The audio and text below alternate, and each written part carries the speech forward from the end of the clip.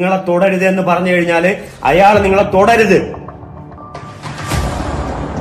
തുടരുത്.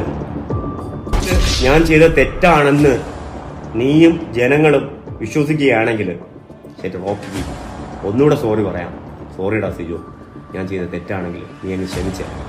പക്ഷെ എനിക്ക് ജനങ്ങളോട് പറയാനുള്ളത്, നിങ്ങളുടെ പേഴ്സണൽ സ്പേസിൽ നിങ്ങളുടെ അനുവാദമില്ലാതെ, അത് നിങ്ങളുടെ വീട്ടിലോ നിങ്ങളുടെ സ്ഥാപനത്തിലോ നിങ്ങൾ സഞ്ചരിക്കുന്ന വാഹനത്തിലോ നിങ്ങൾ എവിടെയായിരുന്നാലും ശരി, അത് നിങ്ങളുടെ ട്രെയിനിലോ കാറിലോ ബസ്സിലോ ഓട്ടോറിക്ഷയിലോ നിങ്ങൾ വർക്ക് ചെയ്യുന്ന സ്ഥാപനങ്ങളിലോ എവിടെയായിരുന്നാലും ശരി, അത് ആണാവട്ടെ പെണ്ണാവട്ടെ കുട്ടിയാവട്ടെ അച്ഛനാവട്ടെ അമ്മയാവട്ടെ വാർദ്ധക്യമുള്ള കിളവനാവട്ടെ ആരായിരുന്നാലും ശരി, നിങ്ങളുടെ പേഴ്സണൽ സ്പേസിൽ നിങ്ങൾ ഒരാളെടുത്ത് നിങ്ങളെ തുടരുത് എന്ന് പറഞ്ഞു കഴിഞ്ഞാൽ അയാൾ നിങ്ങളെ തുടരുത്.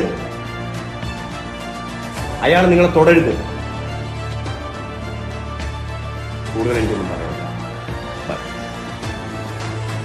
അപ്പോൾ റോക്കി ഇവിടെ പറയാൻ ഉദ്ദേശിക്കുന്നത്, താൻ ചെയ്തത് ഒരു നിയമലംഘനമാണെങ്കിലും പൊതുജീവിതത്തിൽ എങ്ങനെയാണ് പ്രതികരിക്കേണ്ടത് എന്നതാണ് താൻ അവിടെ കാണിച്ചത്. അതായത് ഒരാളുടെ പേഴ്സണൽ സ്പേസിലേക്ക് കയറി വന്ന് തോണ്ടാനും മാന്താനും നിന്നാൽ എങ്ങനെയാണ് പൊതുസമൂഹത്തിൽ ഒരാൾ പ്രതികരിക്കുക, അതേപോലെയാണ് താനും പ്രതികരിച്ചത്.